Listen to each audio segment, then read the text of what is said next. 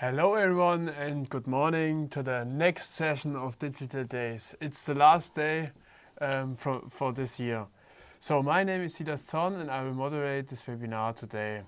The topic of the day is design considerations for flyback transformer. Our speaker today is Khaled Elshafey. Good morning, Hello, Khaled. good morning, Silas. Who is working as a design engineer at Würth Elektronik. Before we start with the webinar, a short info for you.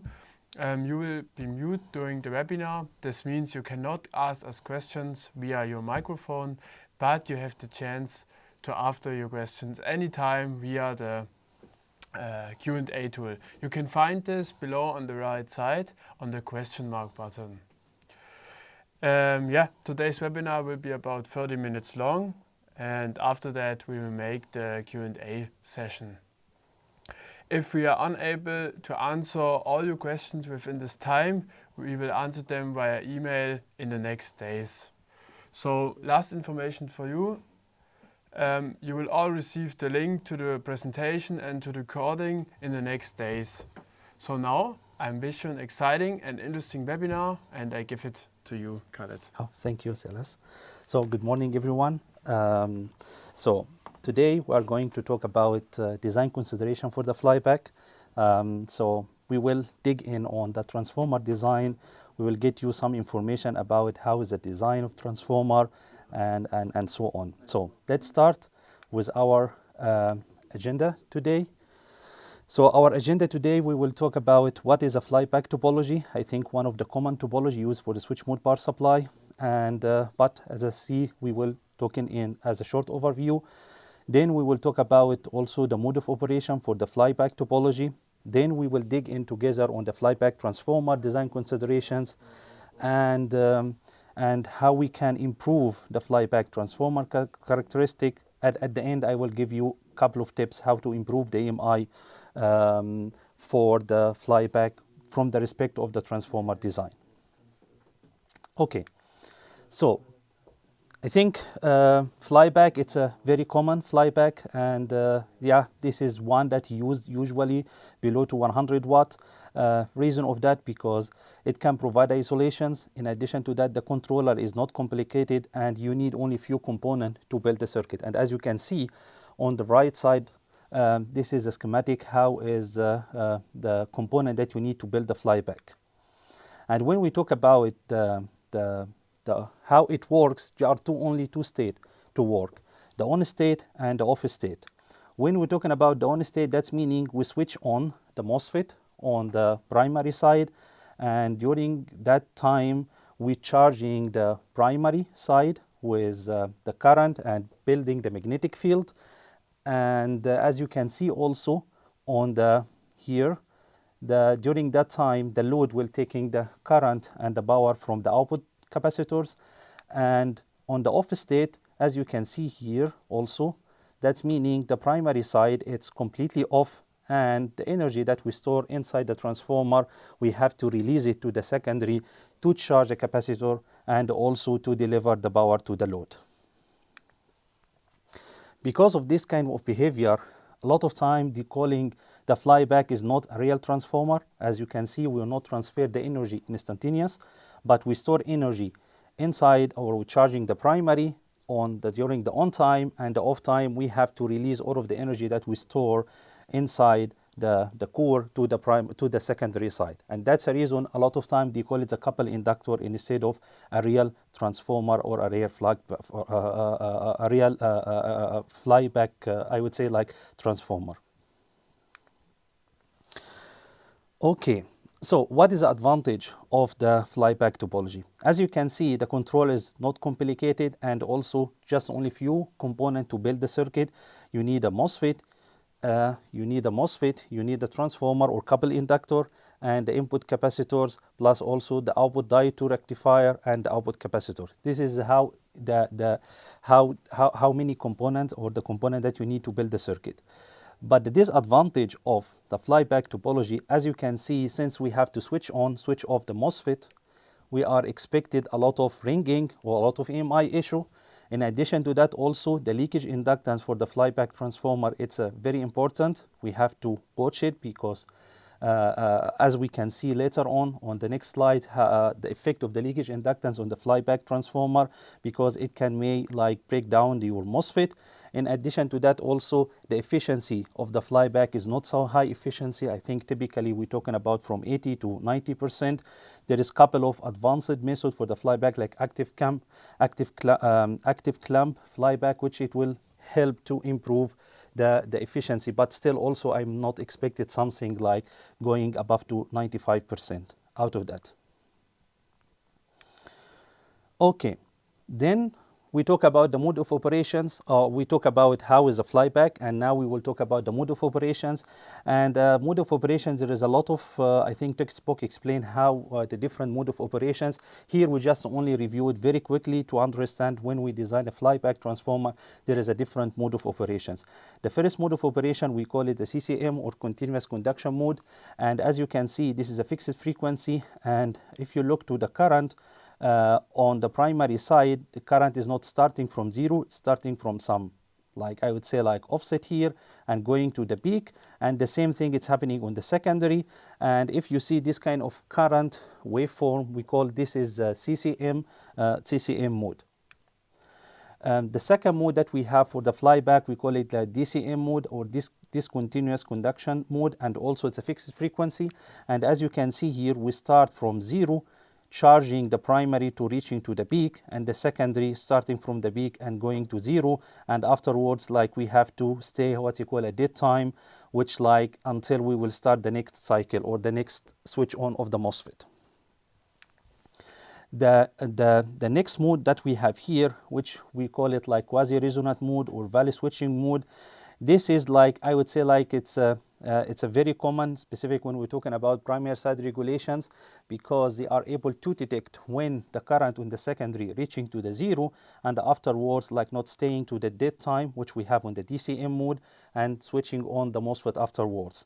And a lot of the controller, they call this kind of techniques primary side regulations, because you don't need to use an optocoupler. They can get the information when the current on the secondary side reaching zero, and then start to switch on the MOSFET again. Then you can save the optocoupler or the feedback loop. And for me, I see like the quasi-resonant, it's a special case from the DCM, because if you see the current also starting from zero, reaching to the maximum here. The same thing with the secondary here.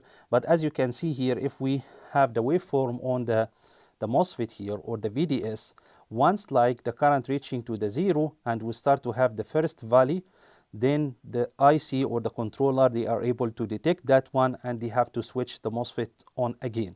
Depending on some MOSFET, they can detect the first valley, some of them they can detect the second, and so on. But the interesting point on the quasi-resonant, on the valley switching, they are working in the variable switching frequency, compared with DCM mode and the CCM mode, which they are fixed switching frequency. This is very important, because when we design the transformer or the coupled inductor, and we need to define what is the inductance, what is, for example, for this one, it's very important which mode of design that we have to design for that, because it has impact, as I said, on the design of the transformer.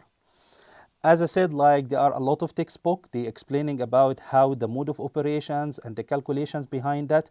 I will not go more details here. The only thing that I will focus in here, how we design the coupled inductor or a transformer for the flyback.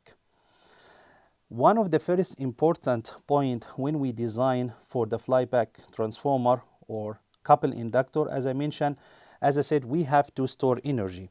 That's meaning we need to store energy inside the core, and afterwards we have to release it to the secondary side. And if you look to these equations, this equation is explaining if you have a magnetic core, how you can store energy inside the magnetic core. And these equations, it's function of the volume of the core. In addition to that, it's functional also on the permeability of the core. So if we take out, this is how this is the parameters that we need to look at. So the energy is proportional to the volume of the core, and inverse proportional to the permeability of the core. And most of the time we're using a core, if we use an ungapped core, we end up with, I would say, permeability range of, as you can see here, from 1,500 to 6,000. That's meaning it's a very high value here if we not gap the core, and that's meaning we are able to store less energy, or we have to increasing the volume, and that's meaning a lot of design you don't like to go in the direction of increasing the volume or the size of the core. We need to design for a small size. That's the reason we have to gap the core in order to reducing the I would say like once we gap the core, we call it like effective permeability, and by this case we are able to achieve the energy that we need to store inside the core. But how we can do this one? So this is what we said, like we need to gap the core, because once we gap the core, we are able to store more energy, and it's a very important. And the explanation here, they have two different kind of core that we can gap. We can gap only the center leg of the core, or we can gap, I would say, like all of the legs of the core. But the very common one from point of the cost effective, we only gap the center leg of the core when we have like an EE core or two halves of the core. And also, I mean, if we have an inductor, because here we have to consider just only inductor on the primary side, and this is the equations of like storing energy inside the inductor. It's functional of the inductance value and the peak current that it reaches in the inductor. So that's meaning if we have like design, and this is the equation, if we say like a saturation current with 2 amp and you have the inductance, you are able to know what is the maximum energy. So what we always do, we always design the saturation current inside the primary has to be larger than the maximum current that you have in your primary coil. Because if this is if the saturation current less, you are expected the core to be saturated, and then you expected a nonlinear behavior for the inductance. So first things, or rule of thumb, when we design for the flyback transformer, we have to considering the air gap, and you know why we need an air gap to store energy. In addition to that, also we have to look to the maximum current, and we have to select the saturation current above to this value. And this is a very common on the couple inductor or flyback transformer. As you can see, they only specifying the saturation current and on the spec sheet, and after from that point you are able to define or to see what saturation current. Okay, we define it at 20%, the drop of the inductance. I would say like we don't have, I would say like a reference to say is it 10, 20 or 30. I think each manufacturing they can define the value, but most of the time it's from 20 to 30%. This is what we call the rule of the inductance, the rule of the inductance, or when we see like when we measuring the saturation current. And also a very important point that you have to keep in your mind is the what you call like the inrush current when you start up your converter or your circuit. Usually, you know, in the beginning you have a behavior of like your current drawing from your power supply. It will like increasing, and afterwards it will going down until it settle down to the steady state operations. And this is a very important point here, because if your inrush current also exceeding the saturation current limit, what will happening here, you are expected like the core, it will be saturated for your inductor or for your transformer, flyback transformer, and that's ending up like the current, it will be increasing, and maybe you are not able to start up your power supply. So the ideal things, or you have to look to your inrush current and compare it with saturation current, or otherwise you need to limit your, I would say like the starting up of the inrush current. I think there is a lot of, I think reference here how you can like making like the startup very smooth, not very sharp, in order to avoid a situation like that. Okay, so this is the first parameters about the saturation current. When we're talking about the flyback transformer, the second parameters is the leakage inductance. And the leakage inductance is one of the very important parameters when we design for the flyback transformer. So, and a lot of times we see like a request for leakage inductance to be from 3 to 5% of main inductance. So the question is that does that make sense? So to answer these questions, let's understand where is the leakage inductance coming from and what is the effect of the leakage inductance in the flyback topology. So as you can see, for any transformer, when you have a primary and a coil and you have a secondary coil, you are, I would say like producing a magnetic field coming from exciting the primary side. This is producing a magnetic field, and this magnetic field has to couple to the secondary. Actually, like in the ideal world, 100% of the magnetic it will couple to the secondary, but in the ideal world, not the case. That's meaning we expected some flux, it will not couple to the secondary, and that's the effect of the leakage inductance. But when we spot the leakage inductance on the flyback transformer, we have to understand what is the effect of the leakage inductance on the flyback transformer. As you can see, this is a schematic of the flyback transformer. This is a primary, this is a secondary, and we have here, like we take it out the leakage inductance to bit like as a coil here, and this is a MOSFET, and we have the PWM coming to switch on and switch off the MOSFET. And if you probe on the MOSFET, the voltage, the VDS across the MOSFET, when the MOSFET is switched off, you will see this kind of waveform. This waveform, it has like some ringing here, and afterwards, like, yes, it will, like, I mean, the voltage here, and afterwards it will go when the MOSFET is going on. So why we see this kind of ringing? Because this ringing, it's because of, like, we have the leakage inductance, we have here the output capacitors of the MOSFET, and this two component, it will resonated, and it has, like, yeah, transferred, like, or like circulating the energy between them, and that's the reason why we see this high frequency ringing. It's happening here, and the peak, or I would say like the spike voltage here, this is the effect of the leakage inductance in this kind of case. Why? Because when you're charging the primary, you're charging the magnetizing inductance on the primary. In addition to that, you are charging the leakage inductance.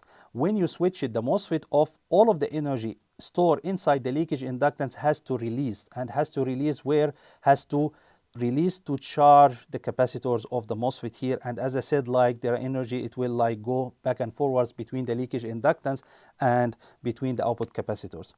So how we can calculate the V spikes or the V leakage inductance? As you can see, this is the equations of how you are able to calculate the leakage, the voltage across due to the leakage inductance. As I said, it's function of the primary peak. In addition to that, the leakage inductance and the output capacitors, CDS, plus also the transformer primary capacitance.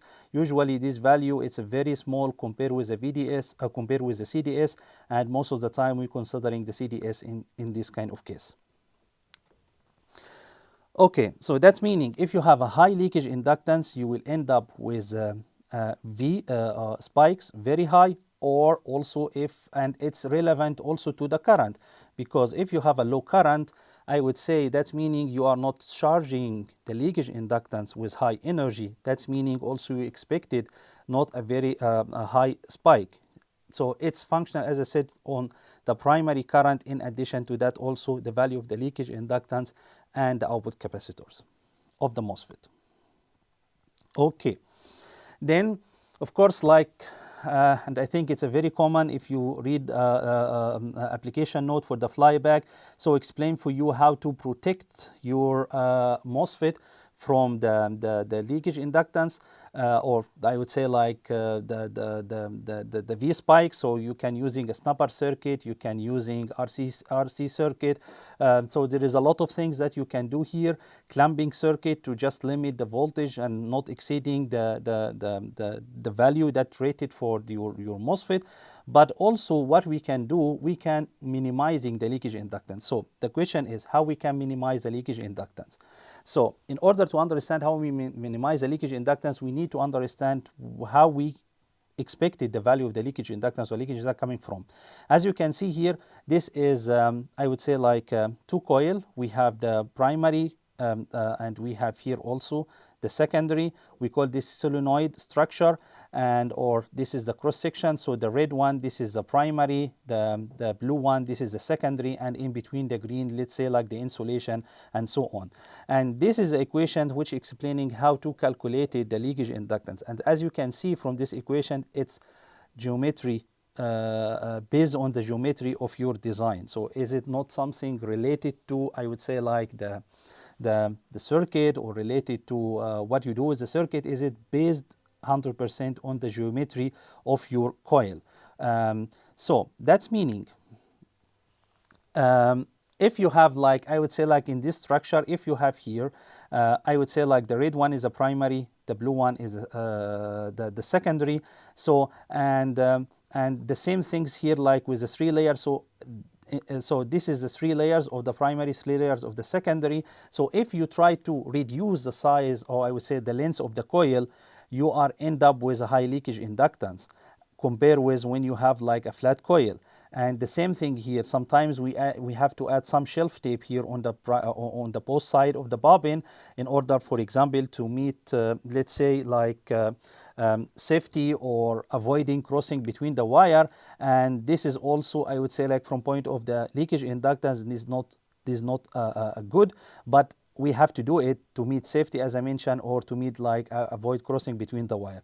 But from these 3 configurations or 3 structures, let's say the first one, this is the one it's showing good leakage in a low leakage inductance, that's meaning a good coupling, but the other one is not, because as I said, the leakage inductance at the end, it's function of the length of your coil.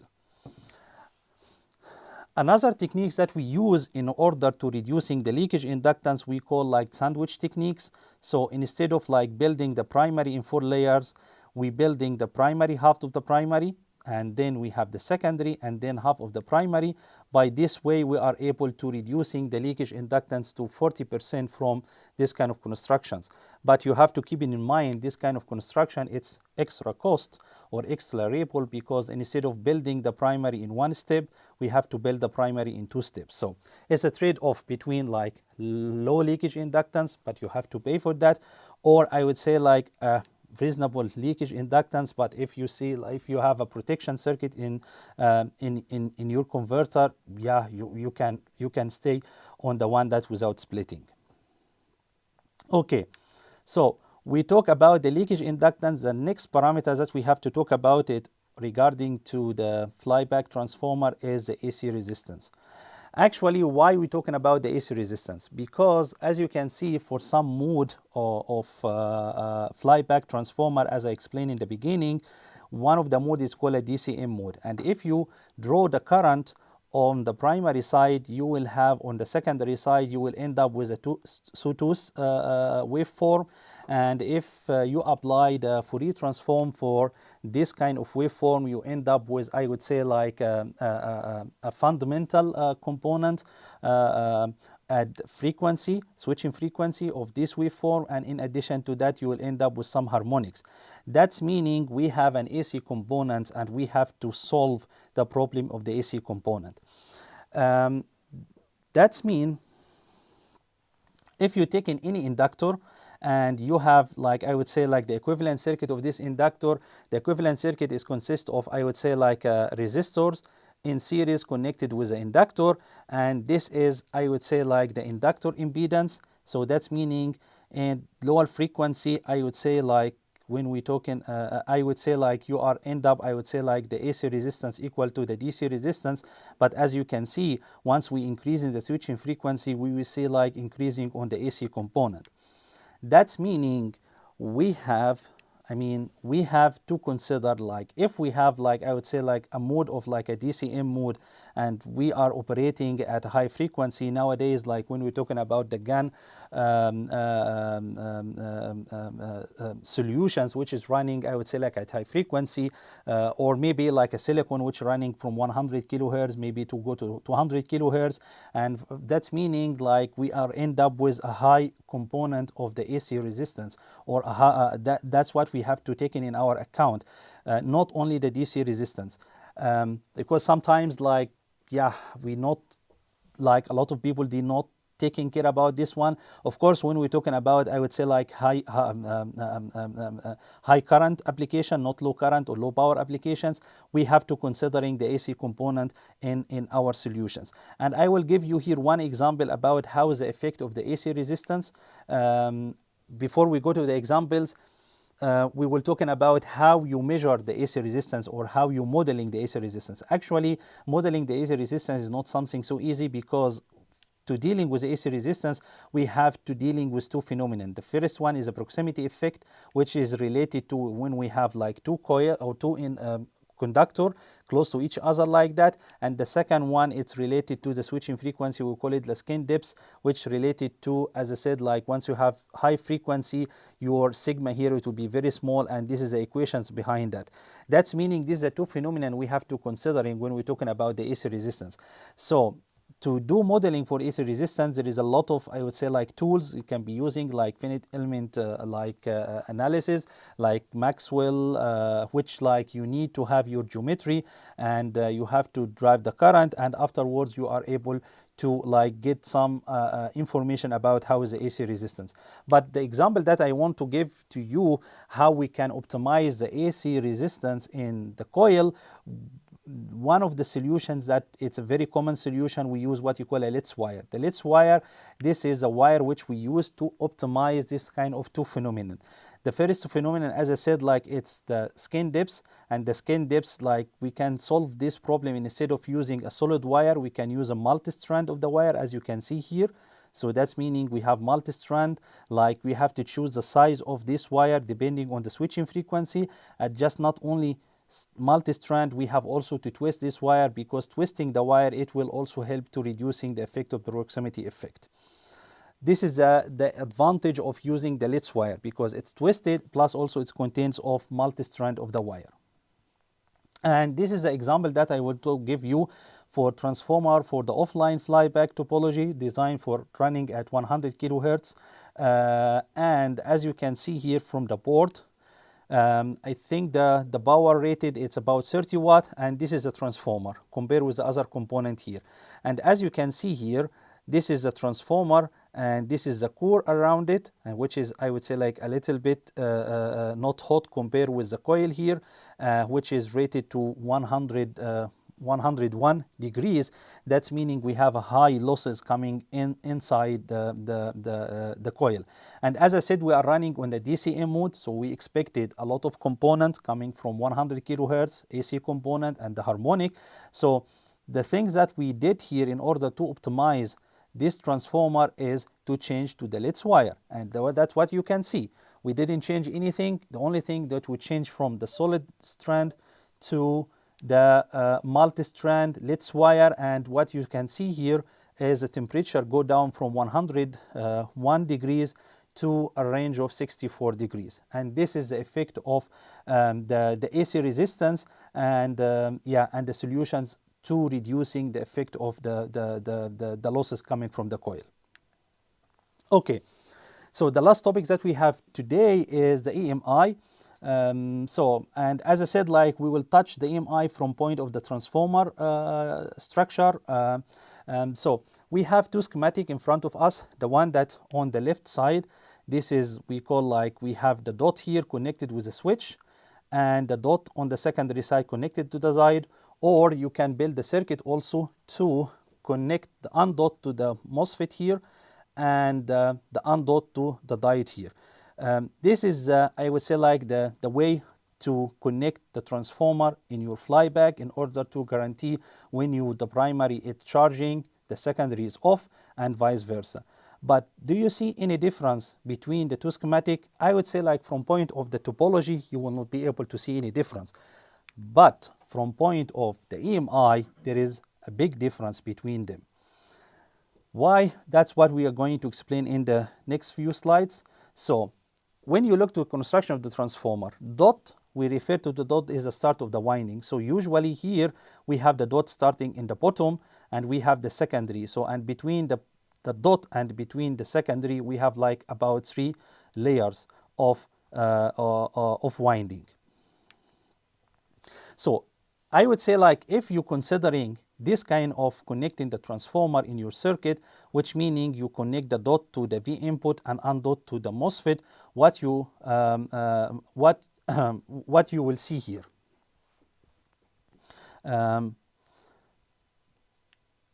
Okay, so if we have the dot here, sorry, I think that's we have to, the schematic here is, it has to be changed, but let's say like we can focusing on this side here. So this is a dot here, as I said, and we have like about a couple of layers, 3 layers between the dot and between the secondary. So we know already this no, sorry, that's correct, because the MOSFET is connected to the undot here, so it's reflected the schematic here. So that's meaning if you connect your switch node to this terminal here, you are expected like this, it will be a noisy node, and you have a lot of ringing or a lot of high frequency coming here, and due to the small distance between the primary and between the secondary, you expected a lot of coupling happening here. But if you change the design and you connect your MOSFET to the dot here, that's meaning this is the point which you have a high frequency and you have a long distance between the dot here and between the secondary, and this distance, it will help to reducing the coupling of high frequency going from the primary to the secondary. And that's what we see, like why we say like this is a good from point of the EMI. So because, as I said, like this kind of distance or this kind of layers, it will help to reducing the coupling, and also could be less the radiation coming from this noisy node. And that's what you see, like you are able to reducing your EMI without any cost. The only thing is you need to change how you connect the transformer inside the circuit. And as you can see here, this is, I think, the last slide that we have for today. This is an application note from Würth, and this is also explaining, I think, for the buck inductor, which it has the same situation where you connect your dot on undot. And these two graphs here, the red one, it's showing when you connect the inductor with undot, and the black graph here, it's showing when you connect the inductor, the start of the winding, to the switch node. And as you can see, with this kind of techniques, you are able to reducing some of this noise coming out. I think is due to the effect of the radiation and so on. And I mean, if you want to read more about this, why it's happening, this is the link for the application note of our website, so you can go and you can see it. I think this is the last slides for the presentation today, and thank you for listening, and I'm here to answer your questions. Oh, yeah, good. So thank you, Khaled, for the interesting presentation. I see a lot of questions in the Q&A tool, so we can directly start with the Q&A session. Yes. First question. What is the relation between interwinding capacitance and leakage inductance? Yes, this is a very good point. Like the relation between the leakage inductance and the capacitance between the primary and the secondary, if this is a question, is the inverse relation. So that's meaning in order to reducing the leakage inductance, you will end up with a high capacitance, and vice versa. A lot of time we see a request coming from the customer, they want to achieve both low leakage inductance, low capacitance, but because of, I would say, like the mathematics showing there is an inverse relation, so that's meaning lower capacitance, it meaning high leakage inductance, and the vice versa, because at the end it's about the distance between the primary secondary. If you want to reduce the distance to achieve a high coupling, you end up with a small d. Small d, it's meaning a high capacitance, and vice versa. If you have a long distance meaning low leakage, I would say like high leakage inductance, low coupling, but also you can achieve like a low capacitance in this kind of case. Cool. Thank you, Khaled. Directly next question. What is the unity of formula? Unity of formula? Yeah, here you can see. If you maybe I think you're referring to, I'm not sure which formula. If you're talking about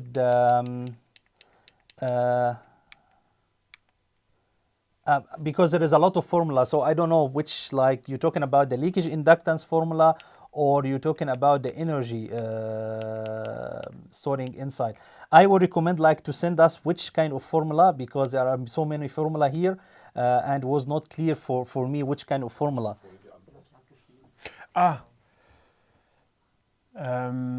Of equations. Select the core, for select the core. Okay, for selecting core. For selecting the core,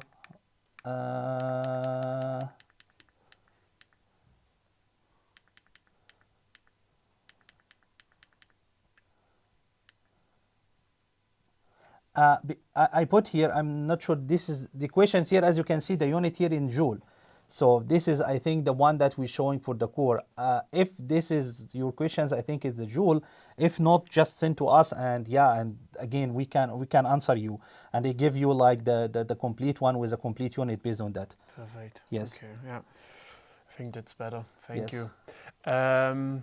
Directly next question. Do you have unity of equations? But that is, I think this is related to these questions. Yes. Sorry. Yeah, Okay. that's Okay. fine. Yeah. Next question. Which types of insulation needed between primary and secondary winding, and why? Okay, yeah. So when we're talking about the insulations, I think this is more about the transformer design insulations. I mean, you have to look from point of the safety, if there is a safety standard or not, because according to, I would say like there are 3 level, or I would say like 4 level of insulation that we can achieve between the primary to secondary. The first one, we call it the functional insulation, which is not related to any safety standard, but we have to guarantee the operations, there is isolation between the primary and secondary, because if you don't have any isolations, there is like the circuit or the transformer cannot work. And if we're talking about safety standard, then we have to start it from the basic, supplementary, reinforce it.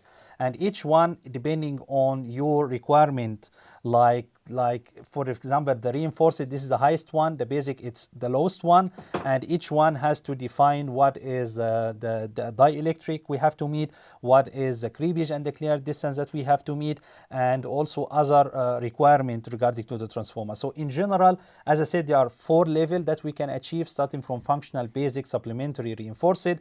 Functional, we call it, this is the lowest one, not related to safety, but basic and supplementary and reinforced, we have to refer it to the safety standard. Okay. Cool. Yeah, I see a lot of questions. Thank you for that. Yeah. So we can directly come to the next. Is it confirmed that the DCM is the best approach on flyback design for the transformer point of use? What is the CCM effect for the transformer? Yes, that's a good question actually.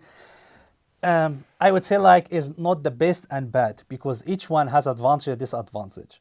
But what I can tell you about the DCM, when we design a transformer, we have to design a transformer, I mean, usually with a low inductance for the DCM, because we have to charge the primary side very fast. And that's meaning we have to design for a lower inductance. That's meaning we are able to design a transformer in a small size, because at the end we need to have achieved a low inductance. Compare with a CCM, which like we need to reducing the ripple of the current coming from the CCM mode. That's meaning we have to design for high inductance, meaning like we have to design a transformer a little bit on the bigger size, because we have to achieve high inductance. But what is the advantage of the DCM? The DCM, due to, as you can see, the current starting from the 0 to the maximum, most of the time it's a very noisy, because you have to solve the problem with the EMI level, because like meaning like there is a lot of I would say like ringing on the DCM, compare with the CCM, which like we have a low ripple in the current. That's meaning the EMI problem, it will be smaller. So if we talk about transformer, the DCM, it gives you the small design, but you have to solve the problem with the EMI. The CCM give you a little bit bigger transformer, but the problem with the EMI, it will be a little bit less. So as I said, like it's a trade-off. Thank you. Yes. Cool. Yeah, we can directly come to the next. What are the types of transformer cores, and which core is less noise from EMI, EMC point of view? Okay. Yeah. Yes, types of transformer cores and which core. Type of transformer core, there are so many types of transformer core. The one that you see now, I think in the presentation, what I presented in my presentation, this is we call like an EE core, which meaning you have a two E halves, and we have to put together to making like the magnetic path and to making the transformer. But there are different kind, like a PQ, like an EB, and so on. But one interesting thing also, when we define the core, we call there is some core like an EB core, for example, which it has like a closed core. That's meaning this closed core, it will help to shielding the I would say like the transformer. compared with the EE core, for example. And that's what, like, if we're talking about from point of like a different score and also different behavior in terms of like the EMI, yes, the closed core, like the EB core, it's a preferred one because, as I said, like it has inherent shielding compared with the EE. But sometimes when we design the EE core or EFD core, we sometimes for the SMD we're using a metal cap, and this metal cap also doing the same job as a shielding. I would say like it's, yeah, look what kind of problem that you are looking for it, and we can offer for you like a solution based on that, because like there are so many and so variations here, and we can, I would say like, yeah, provide for you a solution that work for you much better. Thank you. Yes. I see it's a question I asked by email. Yeah, also Khaled will answer it all questions. Yes. who are not answered yet in this time now. So yeah, Khaled will ask the questions via email in the next days. So yeah, I think we have time for one last question. Okay. Yeah, how do you measure the leakage inductance? Okay. I would say like the common way of measuring the leakage inductance, we like, since we have two coils, we call the primary coil, we have the secondary coil, so we make a short circuit on the secondary coil and we're measuring the inductance on the primary coil. And the inductance that we measure on the primary coil, this is what we call the leakage inductance. This is, I would say, like the equivalent. We're trying to make an equivalent circuit, and the leakage inductance we measure here is not, I would say, like the leakage inductance of the primary. Is it the equivalent leakage inductance? It's meaning the reflected leakage inductance from the secondary to the primary plus the leakage inductance on the primary. This is, I would say, like a very common way how we measuring the leakage inductance. There is other method if you want to like extract the leakage inductance of the primary, the leakage inductance of the secondary, but this is a little bit complicated, and in order to do this one also in the mass production, it is a lot of effort. But the very traditional one, short circuit on the secondary, measuring the inductance on the primary, and this is your leakage inductance. Thank you. Yes. Thank you for all the answers of the questions. Thank you for your time, Khaled, and for the interesting presentation. Yeah, I think this is the end of our presentation. So thank you for your attention. I hope you enjoyed it, and yeah, hopefully we see you on the next session. And have a nice day. Yeah. Bye bye. Thank you, everyone. Goodbye.